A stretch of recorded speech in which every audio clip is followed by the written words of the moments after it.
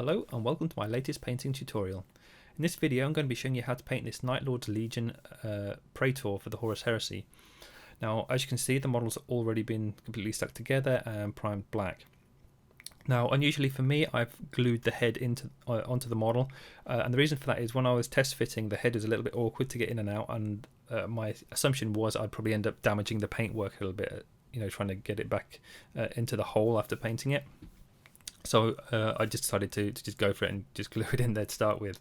I didn't find any major issues when painting it. It's just a little bit trickier, but everything that needed to be painted was painted. So to start with, I'm using some Night Lords blue. It was quite appropriate really. And you can see it's on the wet palette there in the top. So top left of the screen, top right of the wet palette. And it's watered down, so this is quite important. The model isn't being dry brushed at the moment. It's sort of being very heavily stippled. I'm using an Artist Opus dry brush. It's quite a small one, but you could use something like a makeup brush. Although, if it's not your brush, make sure you ask before you start loading it up with paint. And so you have to water it down around about 50-50 water to paint. It's not exact. Like you can test it as long as it leaves a blue mark. The main thing is when you're applying it, try and get it into all the deep recesses and things like that, because it's a very big brush that you're using and there's a lot of detail. This model is kind of has an overabundance of detail really, so especially on the chest areas and things, just really scrunch that brush in there just so that the armour actually gets some paint on it, because what you'll probably find is if you're a bit light and you tap the paint brush on there, you might get a little bit of blue paint on the armour, but most of it will be on like the skulls and the spinal cord and things like that. So just make a bit of effort. You can see here the difference between the dry paint and the wet. I know when you're applying the wet paint it's going to look a bit messy, but it does neaten up a lot as it dries. Part of that is due to having the paint watered down, so that is an important thing.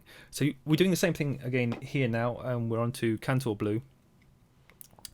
And it's pretty much doing exactly the same thing, but not being quite as vigorous with how we're applying it. You can see like the paint, you can easily see how watered down the paint is as I'm applying it, because you get like very wet sort of blobby marks on there. This isn't something that's going to leave a thick layer of paint, and this is like a really important thing to remember. Like, so you're not dry brushing it, you don't want a heavy build-up of paint, because we're going to do a lot of layers on this because of all the varnishing and things as we're using the oil paints later on.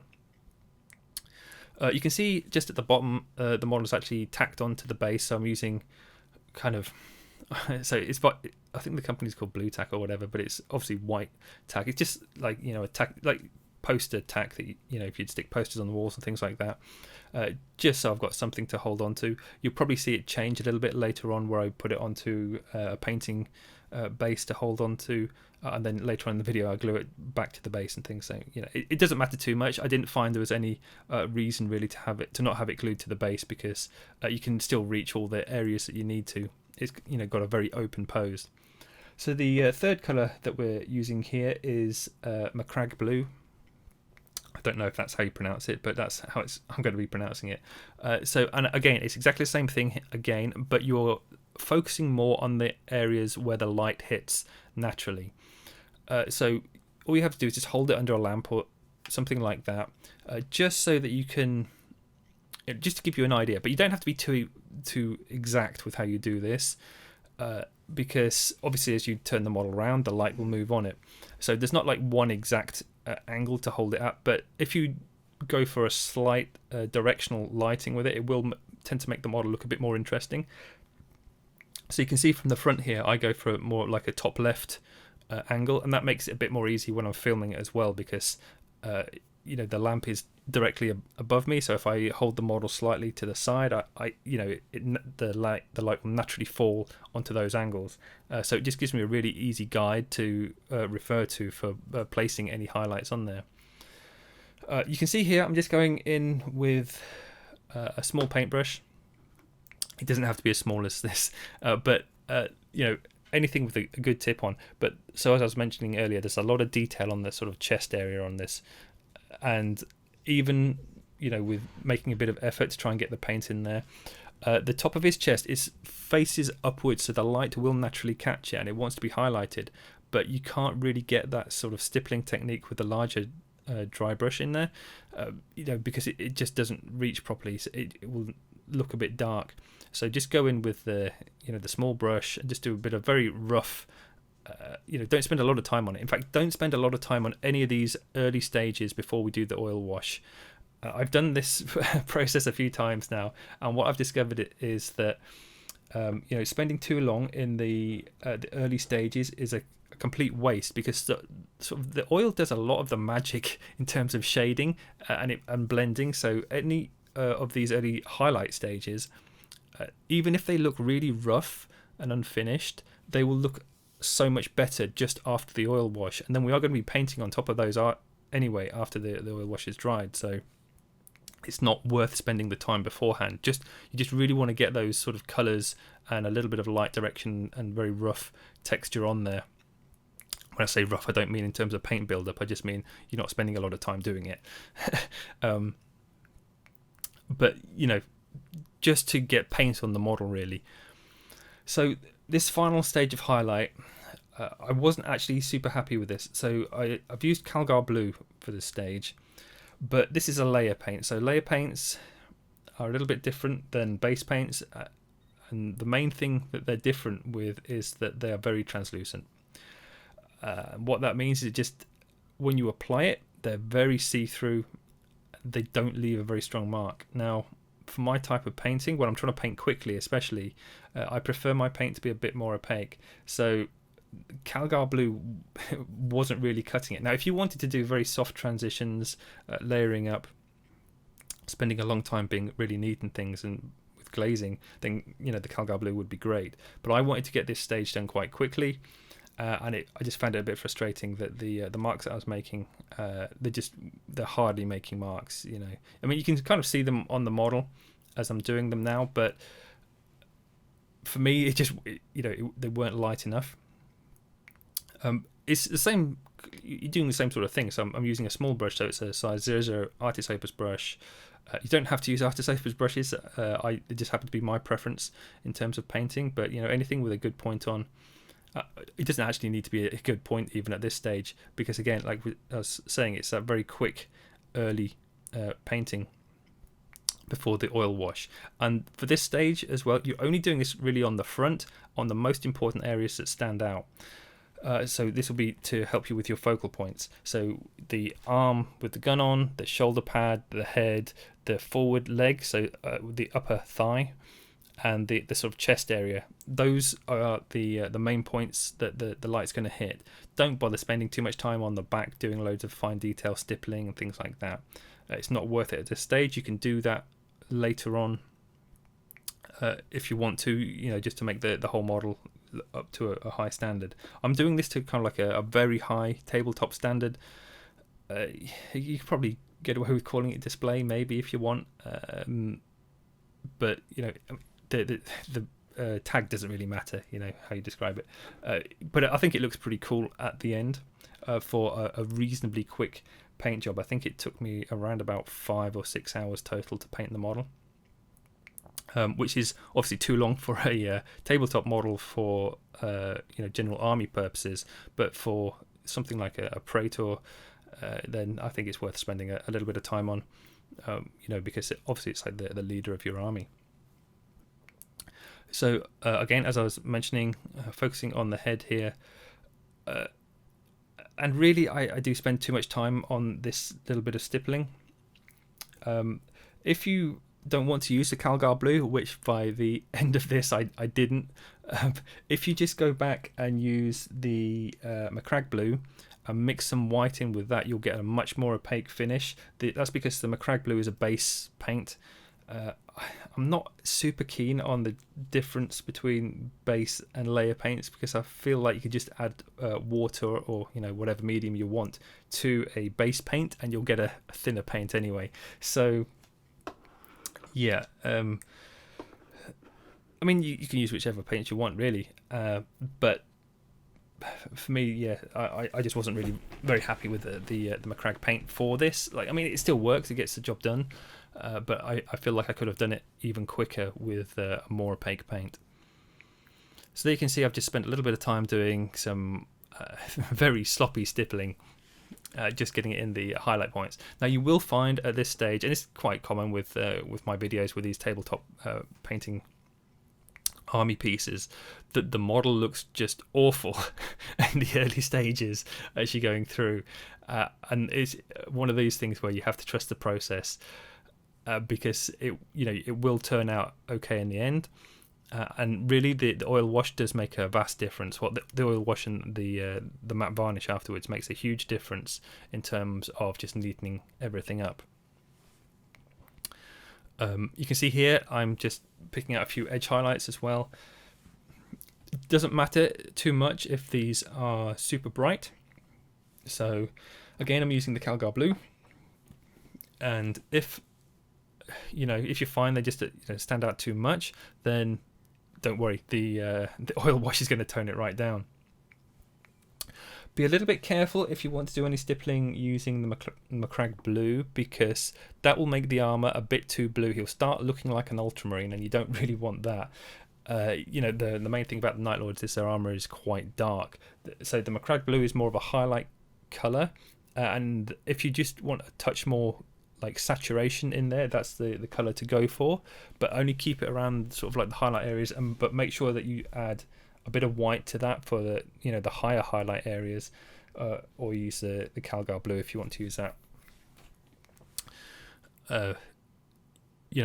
just to get the desaturation in afterwards. So it's it's kind of like up to you on the exact colouring that you want. You can see it again, like some of the paints that I'm using here, they're quite watered down with the stippling, because I don't want the super hard marks and things. I've already mentioned how the oil wash will soften it all and blend it all together, but just keeping everything soft, like thin layers of paint, because again, there's lots of layers of different mediums going onto the model. So the thicker the layer of paint you add, the more you're likely that you're going to ruin the detail or just make it look really sort of messy and chunky at the end. So here we're just going to block in some of the red. This will start making a nice it'll make the model look a little bit better at this stage, adding the red. So I'm using Mephiston red. By the way, if you're looking at my wet palette there and you're like, why is all the paint looking so funny, like it looks like it's drying?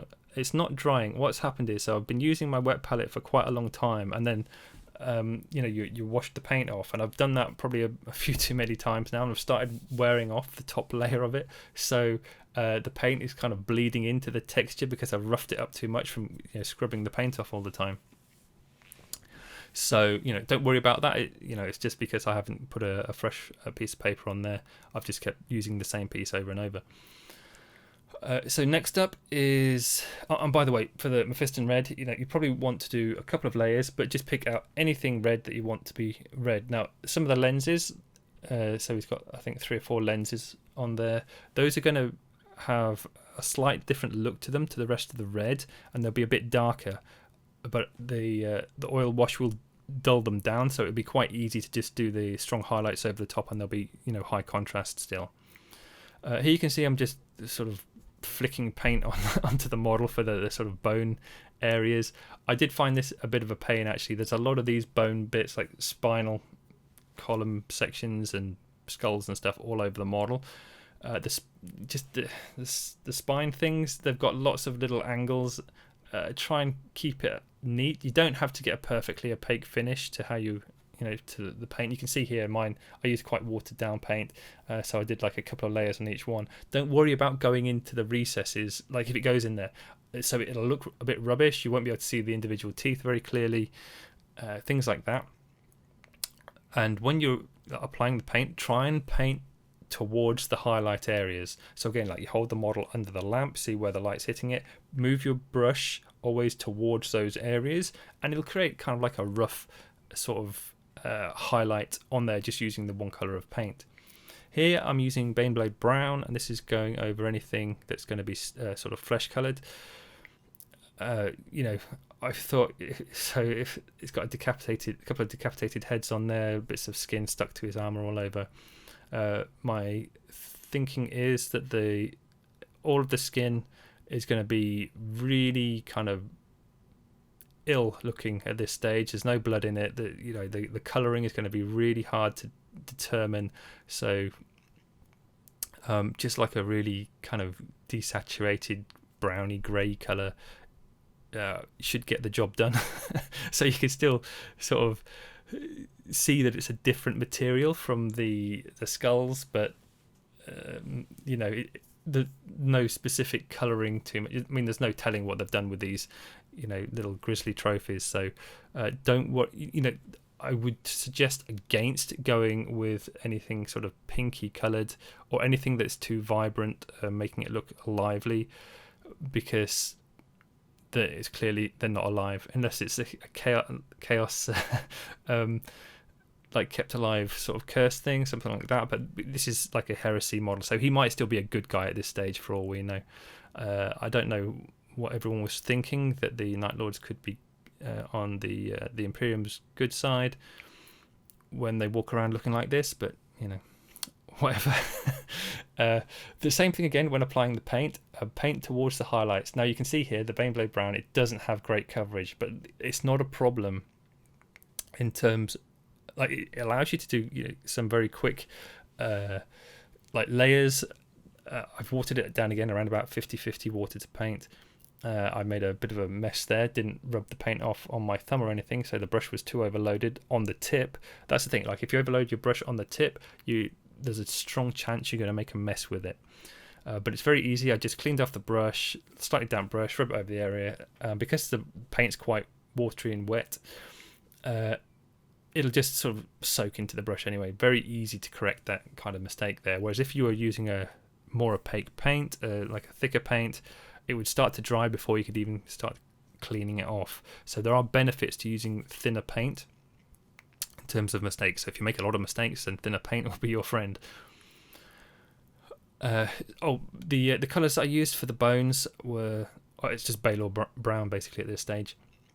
The reason that I swapped back and forth here, so I did a load of the bone colours, so like the skulls on the spike on top and on the bits on his chest. Then I went and did the flesh coloured things, the skin, flayed skin, whatever it is, between his legs. I did that first because that way I could just get the brush in there without having to worry about catching it again on the skulls around it. I'm not super keen on the skulls that are down there around his groin area. I feel like he could probably lose a couple of these extra details, and also they're kind of like different sizes as well. They sort of like drop down in size as they go further down, so I guess he's been killing children or something like that maybe. But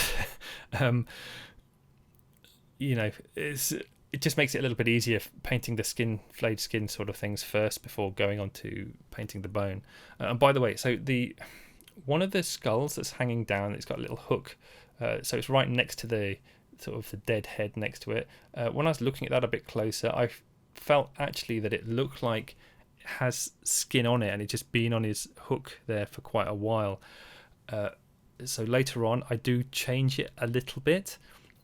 I mean, you'll see that later on in the video when I mess about with the colours a little bit more, just to make it a bit more interesting. Here you can see I'm just using some Mournfang brown on anything that's going to be kind of leather, so the little leather straps holding the bones off his belt, and on his big, I think it's a chain glaive or something like that. Again, it's very watered down as well, just to keep the layers nice and smooth and as thin as possible. So here we're using Elven Gold by Scale 75. You don't have to use this, any gold will do. In fact, you don't even have to use gold, you can use whatever metallic colour you want. I just thought it'd be kind of interesting to have these as kind of gold studs. I know on the box art when they did it, they were sort of like a more bronzy coloured. I just got this colour because I wanted to try it out. I'm actually going to paint some Heresy era Imperial fists, and I thought some of the gold might be interesting on them. So I just wanted to test out the colour of the paint, and that's why it's going on here. So don't feel like you need to use this particular colour, but it is a very nice and shiny gold. This is a little bit more interesting, the burnt iron.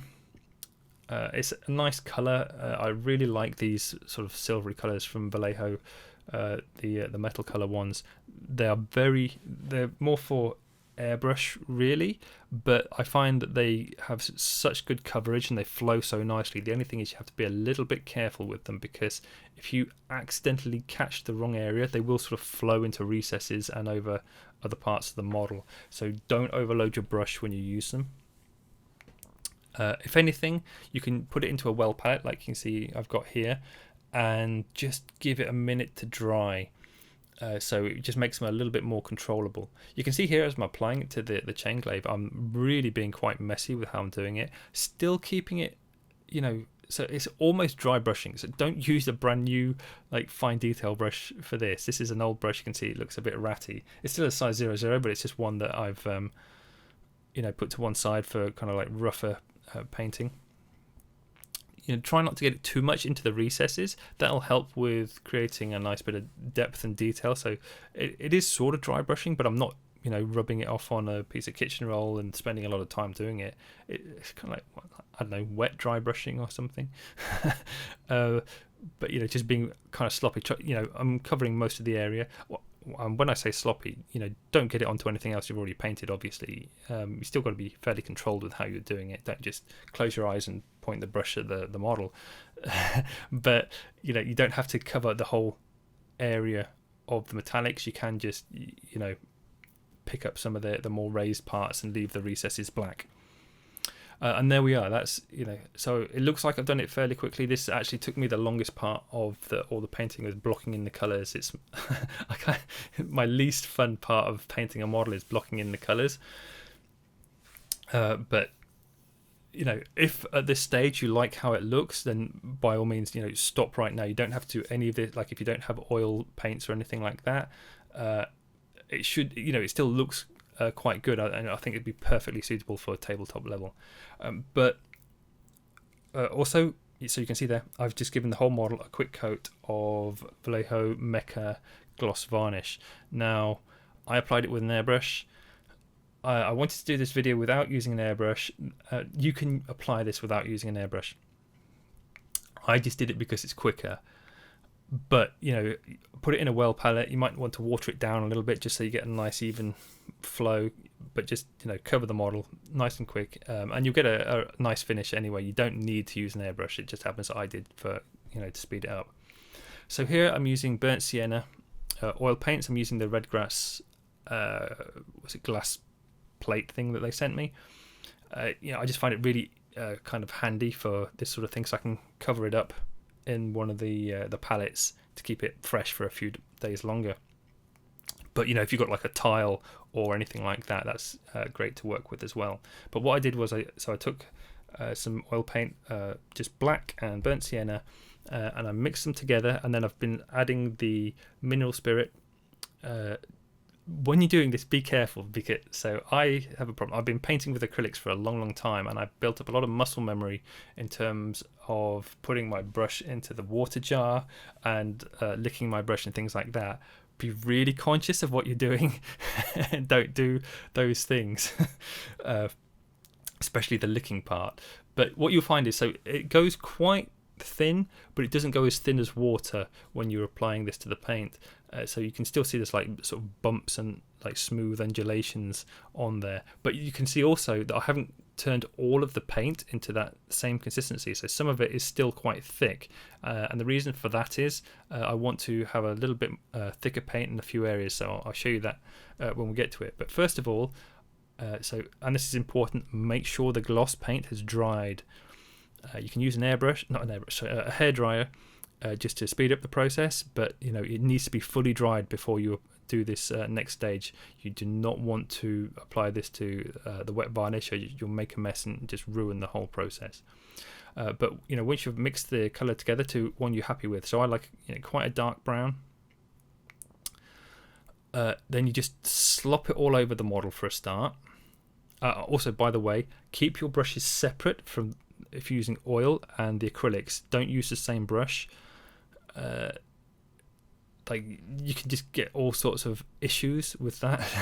So try and just, if you're using oil paints, keep it all separate from your water paint session, even do it on different days, whatever. Just don't let the two mix, like oil and water. But you can see I'm just covering the whole thing. Now, I'm doing it very quickly. I'm making a mess, not doing a great job of it, but it'll be fine. Don't worry, because it dries really, really slowly. It's one of the big benefits of oil paint is it dries slowly. Now, it dries a little bit quicker because there's so much mineral spirits watering it down, diluting it, but it still will take a long time to dry if you just left it like this. Now, once you've slopped all that paint mixture on there, I'm going back with the mineral spirits just straight from my little jar tray here. Now, I know it looks a bit dirty brown in there. That's just sort of like the pigment that's floated to the bottom a bit. I've just been lazy cleaning it. But most of what I'm applying is just plain clear mineral spirit straight from the bottle. And what this will do is it'll it kind of makes a lot of the pigment that's on the model just sort of flow down more. So you don't want the chest and head area to be as dark as down, the legs and some of the details lower down. But you can see here, so at the bottom of the chain glaive and some around the details of the engine parts, you can, if you look on the palette where I said I'd left some of the paint that's a little bit thicker.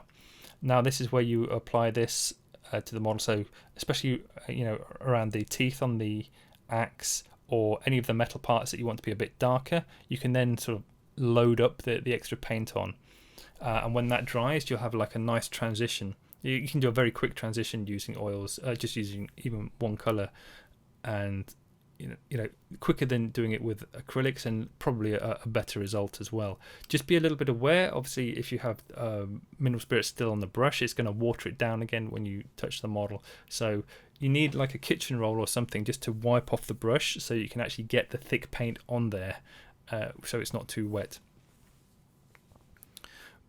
So it's pretty straightforward at this stage. A few little tweaks here and there, just to make sure you get the paint in the right place, make sure you've got all the recesses and things. Now here, so there's a little time jump. One, make sure you've let the oil paint dry, the oil wash. You can use, again, a hairdryer, but give it a good few hours to dry off. Once it's dried, you can see there, I use some Mecha Varnish matte paint, not paint, gloss. Spit it out right. So Mecha Varnish matte varnish, right, from Vallejo, and I've given it a coat because what will happen is when you look at it and it's dry with the gloss to start with and the oil wash, it'll just look like garbage. But so it's all dry. You've given it a good few hours. Maybe use the hairdryer on it. Maybe just leave it overnight would be my preference. That's actually what I did with this one. So really, if you're doing this kind of painting, it's better for batch painting, so you do quite a few models at the same time for the oil wash sort of stage, just so that you can leave them all to dry, because it takes a long time. The actual painting stage is fairly quick, but the drying process does take a lot longer. But as I said, it'll look really quite messy and horrible after that. But once you give it a coat of the matte varnish, it will sort of just look a lot nicer. And really, you can kind of leave it at that stage. Like a lot of the shading and things, it looks a bit grimy and dirty. It really fits that look of that that 30k heresy look that people prefer. It's a little bit weird actually. The heresy painting standards, they seem to really focus on the grimdark, grimy kind of look, whereas 40k looks a lot sort of cleaner. I know a lot of people still like the grimy looking 40k, but there's also many more. I guess it's down to the sort of heavy metal style that shows the 40k painted models more, whereas Heresy has always been shown by Forge World, and their painting style is much more of that kind of grimdark look. So I guess the box art has been influencing the communities. But regardless, my preference is a more grimdark look anyway, and that's why I've used this style on the model. So, from here on out, the painting process is entirely up to you for how far you want to take it, for how much time you want to spend on the model. So at this stage, you can see it. So I've gone back to the blue paints, and you can see the big blue in the middle on the right-hand side that I was talking about before. That's the Macragge blue, and then to the left of that is Macragge blue mixed with white. So I've dumped the Calgar blue because I wasn't happy with working with it for the stippling. And you can see now, as I'm applying the stippling, I can go back between the two as well. Just be, and I mentioned this before, be a bit careful if you use Macragge blue for any of the stippling, plain Macragge blue, because it will make it look a bit more like an ultramarine. You can see here in the bottom right on the wet palette, I've added a bit more white to the same Macragge blue. So it's a second stage highlight.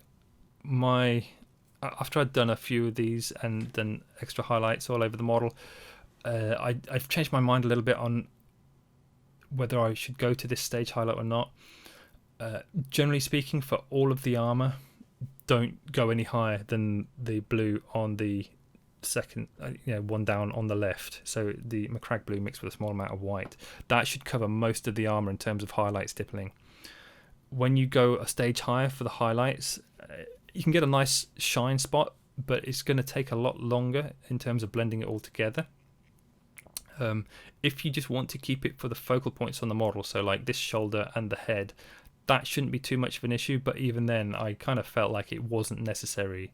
The only thing where it might kind of be necessary is just on some of the edges. So you can see, like on the disc on the shoulder pad, the little circle in front of it, that's got a hard edge going all the way around, so that's quite nice to have like a brighter highlight on. And the same thing with the sort of the helmet cover, the big sort of N shape that goes over the head, that's got a very hard edge on it all the way around as well, so having like a brighter highlight on that edge is quite nice. But apart from that, like on the curved surfaces, because I don't want, like, the armor isn't painted to be really shiny and bright, so really the highlights shouldn't be as bright on those surfaces as on the edges. Like the edges are very hard, the highlight, they should be the brightest parts really, whereas the armor panels themselves, kind of soft curves, and because I'm painting it as sort of like a matte, or maybe it's dirty and grimy, it's not going to have a strong shine on it, so the bright highlights on there shouldn't be as bright as the edges. So basically what I'm saying is, if you just take the Macragge blue and add a small amount of white to it and do pretty much all of your highlights on the armour using that mix, you'll be fine, it'll look good. And then if you want, you can pick out a few sort of bling spots, but you will need these higher highlights later on for when we paint on the lightning bolts, but that's obviously a separate thing, so don't worry about that too much at the moment.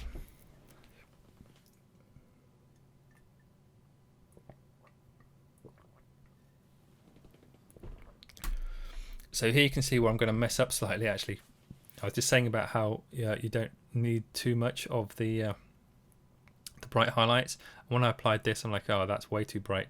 One thing to remember though, if you used a matte varnish on something and the paint that you're using is quite watered down, so like I said, I have these around about 50-50 water to paint, what'll happen is, because the matte varnish is a sort of it gives a slight texture to the model almost, and with a very wet paint it will bleed into that texture. Now it's a very it's a micro bleed, but what it sort of does is it means that the edges of the marks become sort of softer because of that wet. Like if the paint's thicker or more opaque, it's not such an issue, but with the the thin wet paint, you get these little, basically it makes all your marks soft. Because that little capillary action into the tiny little textured surface. So just be aware of that if when painting over a matte varnish. I mean, that applies to any kind of matte varnish, whether you've done an oil wash first or not. And in some cases it can make the painting a little bit easier, because so if you want to do stippling and things but get really soft marks, then you'll have a much easier job, because each dot you make will sort of bleed out, and sort of you'll get a nice quick blended area while still having a bit of soft micro texture. So this little area here, I've kind of messed it. I mean, I've not messed it up, but I've overworked it a little bit. It is sort of a focal point on the model, so kind of it is worth spending a bit more time just to get these bright highlights on it. But if you are going to do this, don't do it to the rest of the model. Just like the head and the shoulder and the arm should be plenty. because like this isn't like a Golden Demon model or anything. Like if you're doing a Golden Demon model and you want to spend a long time on it, then sure, go ahead. But even then, you have to be a little bit careful with focal points, because you don't want the foot to be as bright and shiny and to draw the eye as much as the head and the shoulder. So even then, even if you're actually doing a competition piece model, be a little bit careful with how you place some of these highlights, because you don't want every highlight taken up to white, because that actually defeats the purpose, and you don't, it actually makes it less impactful. Whereas so the less white that you use, when you do use the white, then it actually has a big impact.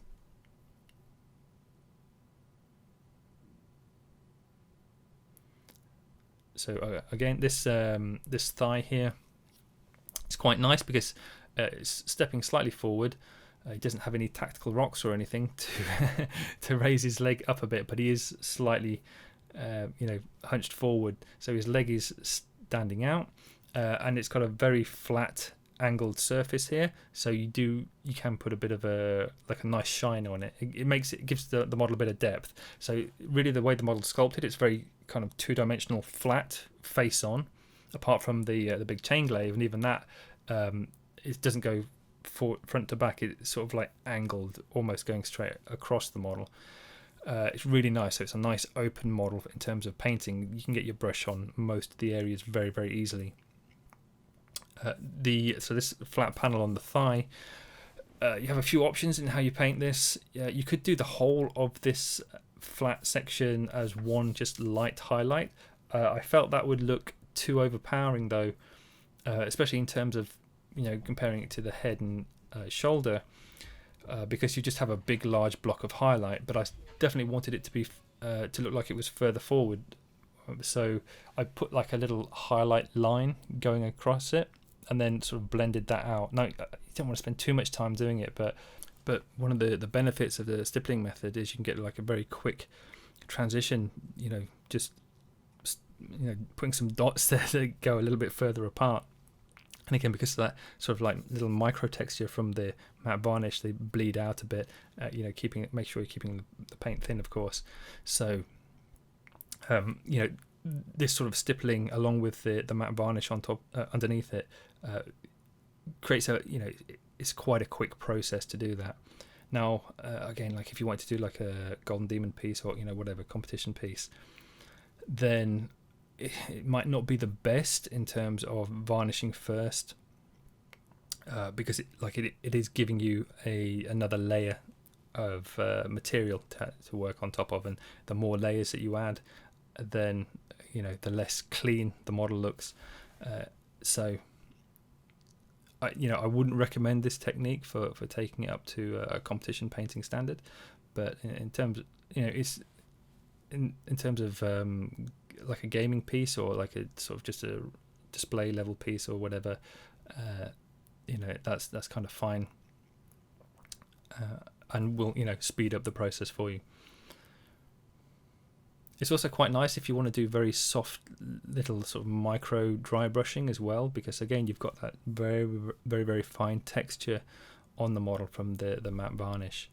And by the way, like if you put a matte varnish on top of a model at the very end, you're still going to get that very fine texture on there as well. Like you might not see it you can't see it at all with the naked eye, but that's really the reason why you don't get the shine on the model, because there's like a very soft sort of texture on there diffusing the light.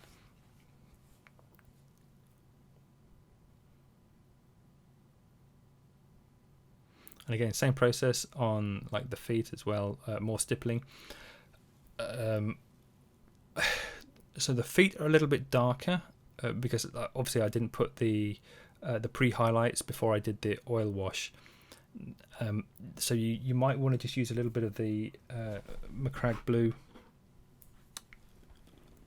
first, just to get like a base colour down before putting the Macragge blue mixed with some white on top. But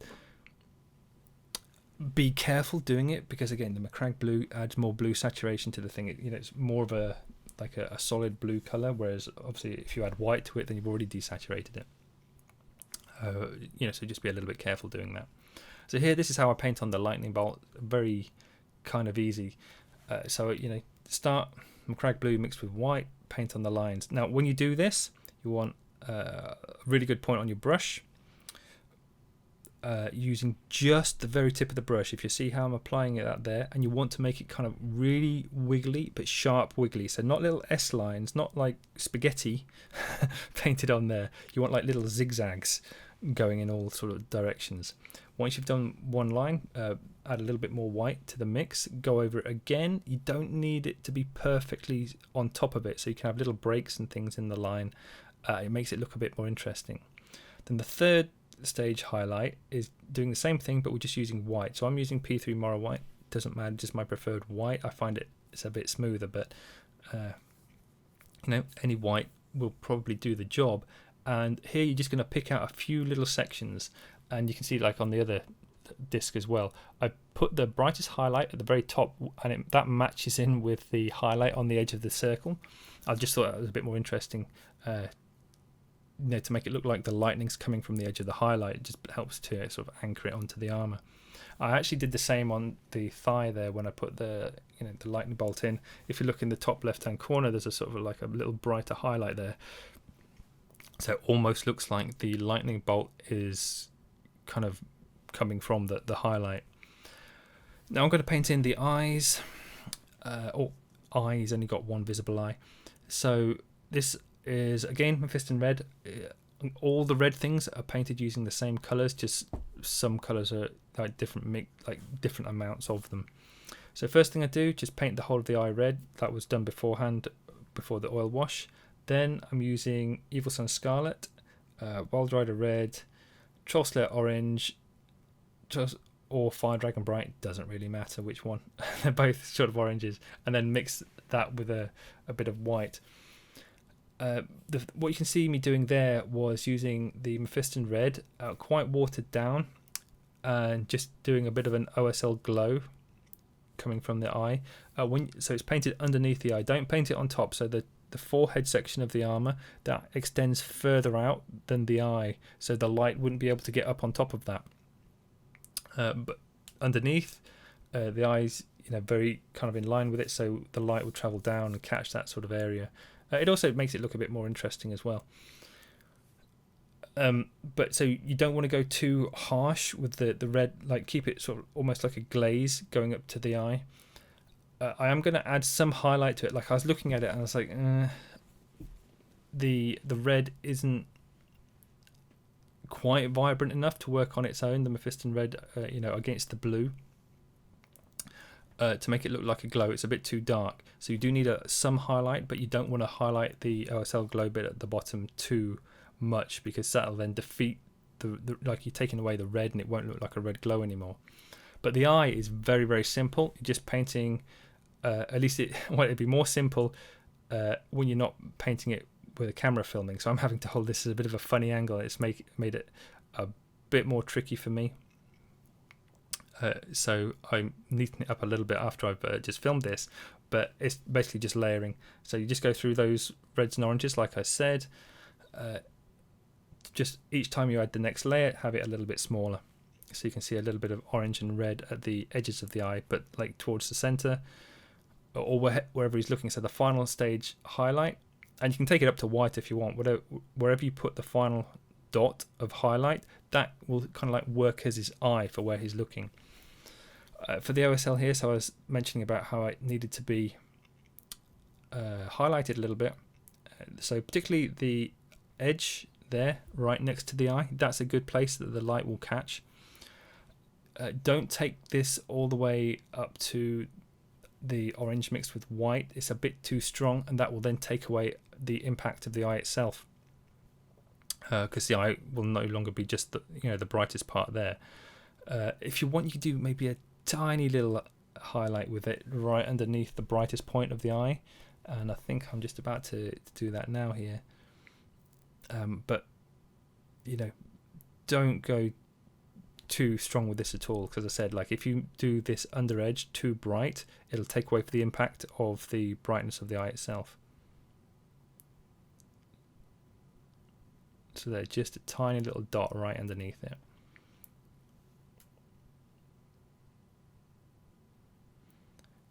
So for the rest of the reds, as I mentioned, we're going to be using just exactly the same reds as I just used for the eye, but not going to be taken quite as bright. You can see I've already painted the red cable going into his lens eye magnifier thing, and that's done exactly the same way. So it was obviously Mephiston red to start with, Evil Sunz Scarlet, Wild Rider red, and I think that was it. I didn't take it any higher than Wild Rider red.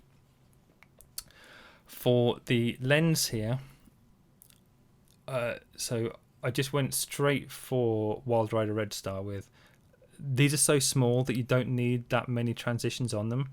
Just try and be a little bit neat with how you do it. So obviously, again, there were Mephiston red to start with. Just go straight into the Wild Rider red, a little dot in the top left, a line following the bottom curve, then highlight using the I think it's actually Firedragon Bright that I've used for the orange and not Troll Set Orange, but as I said, it doesn't really matter which one you go for.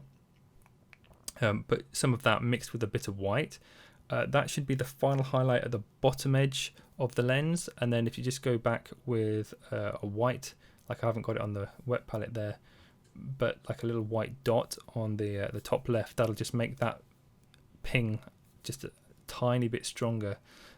You know, it'll be like a little bright highlight, a little bit stronger than the other highlights on there.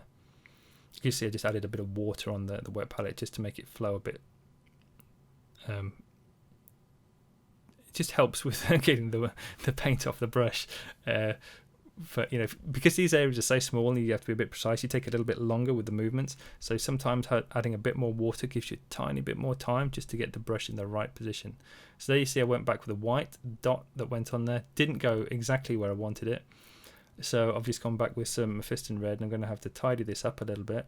And then I think I do actually, again, off camera, just spend a little bit more time making it a bit neater. But, you know, it gives you a good idea of how it's done anyway. And he's got, I think, another 3 lenses that you've got to do. So there's 2 either side on the outside of that big N shape. There's one already painted on this, but the other one's just a red block at the moment. Then he's got another one to the right of this one that I'm painting in. So here you can just see I'm just trying to make the white dot a little bit cleaner there.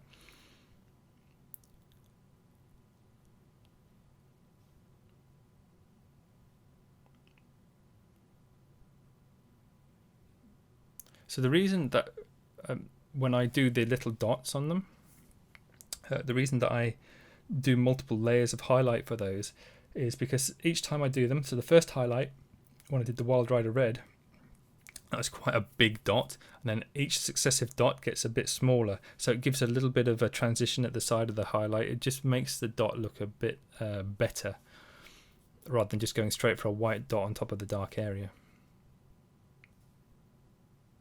So now I'm just going to quickly paint in the wings for the Night Lords symbol. These are very simple, so, and we're not taking the highlights too strong on these either. The stronger the highlight on these, the less red they're going to look. You don't really want them looking orange. So remember, they were painted Mephiston red to start with, then it had the oil wash that dulled them down. So you can go start with Mephiston red again, or you can jump straight to the Evil Sunz Scarlet. It really doesn't matter too much, but if you use the Mephiston red to start with, when you apply the Scarlet, it just means the transition will be a bit smoother. Now I think I just went straight in for the Evil Sunz Scarlet. Really just picking out the sort of like the vein, or I guess the bony finger parts of the wings. And if you're just careful with how you apply it, you don't need to use Mephiston red, but you know, if you run into trouble, then you can go back with Mephiston red just to help get the transition in there. On these little fingery bony parts on it, the sculpting on this, they are painted so they have like little knuckles and bumps all the way along them. So you know you can just kind of like dot the brush along there. You don't have to get like a really smooth line or anything. In terms of focal points, these are obviously still quite important on the model, because they focus straight towards the center on the chest. So bring the highlights more towards the center of the model, and you know you can, where the wings flare out at the very tips near the shoulders and things, because they go right back into the recesses, you can leave those quite dark, pretty much unpainted in terms of adding highlights. And you can see here I'm just really focusing on the brighter highlights, and again this is just up to Wild Rider Red. I'm not taking this any higher as a highlight. If I add anything higher than Wild Rider Red, and even then Wild Rider Red is desaturating it and making it look less red, but you know, anything brighter than that and it won't look red anymore, it'll look kind of like orange or pink. So now we're painting the skulls. You can see I've already painted one of them, just, you know, bottom right. I didn't show that on camera because I wanted to test it first, and also because it's far down on the lower underside on the right, it's not so easy for you to see, but this one's a little bit more easy because it's right in the middle. So all I'm using is Morghast Bone. Remember, these were first painted using Balor Brown, then an oil wash. So then going with Morghast Bone, you can do sort of like a stipply technique again. Remember, the tiny micro texture from the matte varnish will help with the watered down paint. With the stipple technique, it'll help like a little bleed. So, you know, when you do a dot, it sort of spreads out a tiny bit and will help with the transitions. There, I didn't wipe the paint off on my thumb, so it overloaded the paint. But it doesn't matter. I'm just going to kind of push it around a little bit just to get the you know, the transition going, and end up with a much brighter skull. And really, when you're painting these, you're not going over the whole area. You're just looking for the light. So again, look at how the light from the lamp hits it. But even then, you should be able to work it out yourself because, like, it's anything that's facing upwards. So the lower edges of the eye sockets, the top of the nose, the brow on top of the eye sockets. You know, pick out any upwards facing detail. Just pick it out. You also want to pick out the teeth. Now, the teeth on this section are a bit of a pain because they're right in the recess. So you can see I haven't shown you me painting them there because I know that I'm likely going to catch it a little bit wrong with the angle that I'm holding the model at. Here you can see as well, I'm just picking out the spinal links. You know, again, pretty straightforward. Thin paint, around about 50-50 water paint. Load the tip of your brush up, rub it off on your finger or whatever, on your painting tile, something, just so that it's not overloaded, so when you touch the model it doesn't give a big blob on there, especially because it's so wet. Like I mentioned, with the micro texture from the varnish, you'll get a massive bleed effect with it being too heavy, and you just don't have as much control over it. And you know, these these little detailed features on the model, they are excessively detailed, and there's a lot of them, and because it's in resin, the details are a bit sharper. So there's, you know, you just want to spend a little bit more time making sure you catch them correctly. Here you can see I'm going to have a go now at painting the teeth. So the first two should be just about all right in terms of being able to put the dots in. And one more thing, so you can't see my paintbrush touching the Morghast Bone. That's because I've changed colours and I forgot to put it under the camera on the wet palette. So it's gone up to Screaming Skull as the second highlight. So first highlight was Morghast Bone, second highlight is Screaming Skull. You can just add white to Morghast Bone as well and do the same thing. And there you can see, you know, I picked out a couple of the teeth. When you're painting in the Screaming Skull highlights, don't just cover over all of the Morghast Bone highlights that you've painted. You just want to pick out some of the details, a few of the raised edges and things like that. And, you know, that it helps the depth and the contrast, and it saves you time. There's just no reason. Like if you wanted to paint them just a bright white Screaming Skull, you could have done that to start with. Just keep doing multiple layers of, you know, thin layers of that, and you would get a nice bright finish. But I wanted some of the sort of like textured, kind of bony textures. I mean, a lot of this model is textured. I think it makes it look a bit more interesting. So we're making good progress now, coming up to the final sort of pieces. Here I'm going to show you how to do the skin. It's pretty simple. Right, remember the skin first of all was painted with Baneblade Brown, then it was given the oil wash that dulled it down. Now I'm going in with Cadian Fleshtone. You want it fairly watered down again, around about 50-50 water to paint. And you can see I'm just using the tip of the brush. Don't put too much paint on the brush here, just tiny amounts. And you can see with it watered down how it just sort of like, there's a certain run to the paint. And so I look where I want the highlight to be, take the tip of the brush, push the paint towards the highlight point, and then take the brush off. It leaves a slightly larger deposit of paint wherever you remove the brush. So, you know, just doing these very gentle, tiny little marks towards the brightest part that you want them to be. You get a transition, pretty much. It's not an even coverage of paint all the way along the mark. Wherever you, like I said, wherever you take the paintbrush off, that leaves a stronger element of paint behind it. And again, I'm using a size 00 Artist Opus brush. But, you know, any sort of brush will do as long as it's got a good tip on it. And that, you know, it really is important for that kind of sort of sharp, detailed painting, especially on these smaller areas. Like if you're painting like say a 70 or 90 millimeter model or whatever, then having such a sharp tip for something like this wouldn't be that big of an issue, because this head would be a lot bigger. But on a small model like this, having that sharp tip really does help with the control. So the second stage highlight, I'm using Kislev Flesh, but it doesn't matter. It's almost the same colour as Morghast Bone. I've got a few, like you can see there, I've got the bone colours to the left. So the top left is Morghast Bone, and below that is Screaming Skull.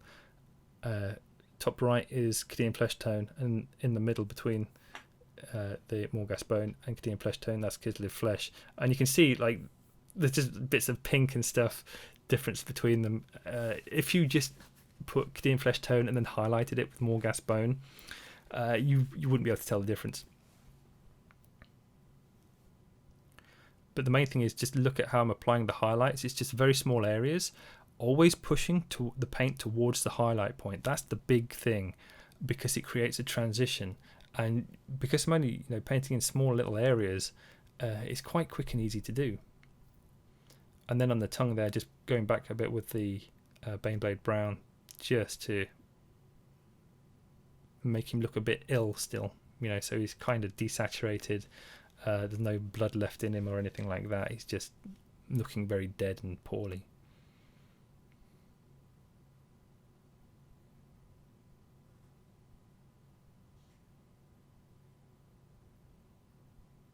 Just a few little dots of highlight. It's a really nice highlight, that actually, the one on top of the head. Draws the eye nicely. It's got a high contrast because of the temple next to it being dark. Stands out really, really well.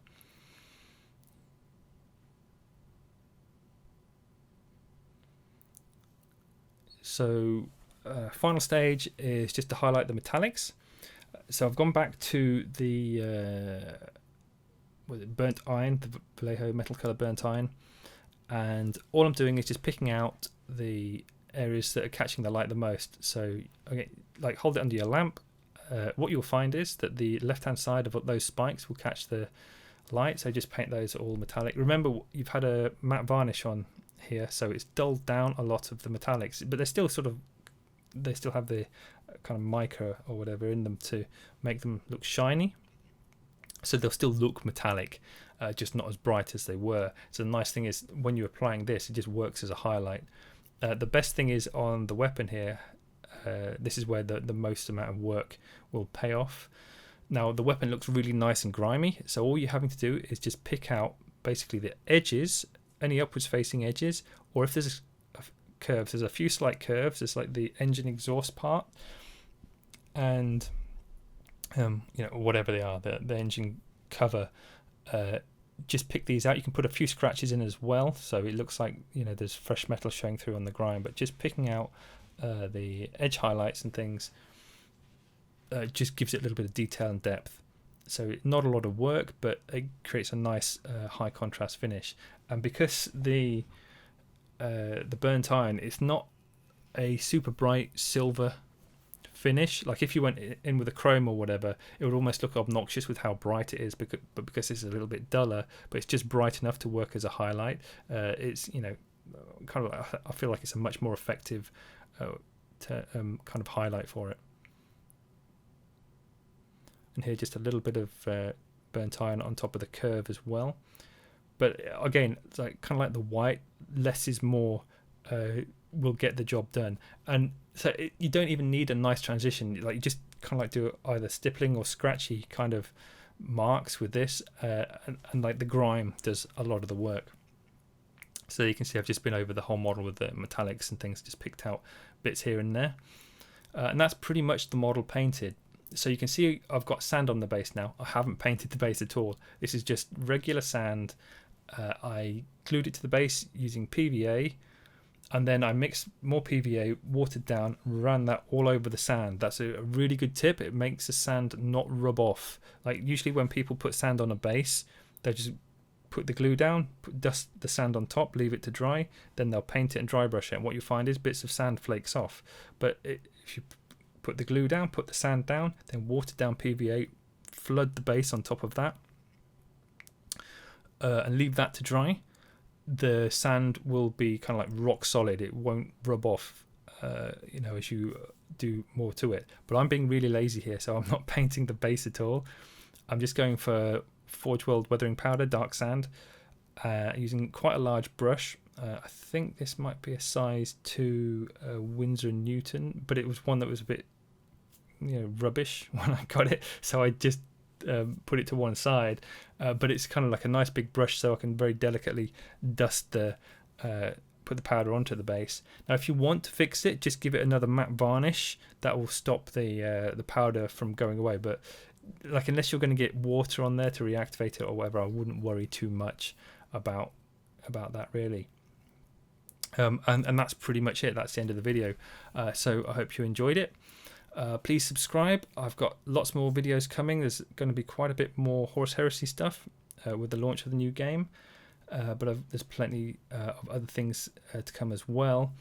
I also have my Patreon and my personal website with hundreds of tutorials on, and there will also be a PDF for this on those as well. So, you know, patrons get the PDF, whereas this is something that you'll be able to watch on YouTube. So that's the end of the video. I hope you enjoyed it. Thank you very much for watching, and I'll see you next time.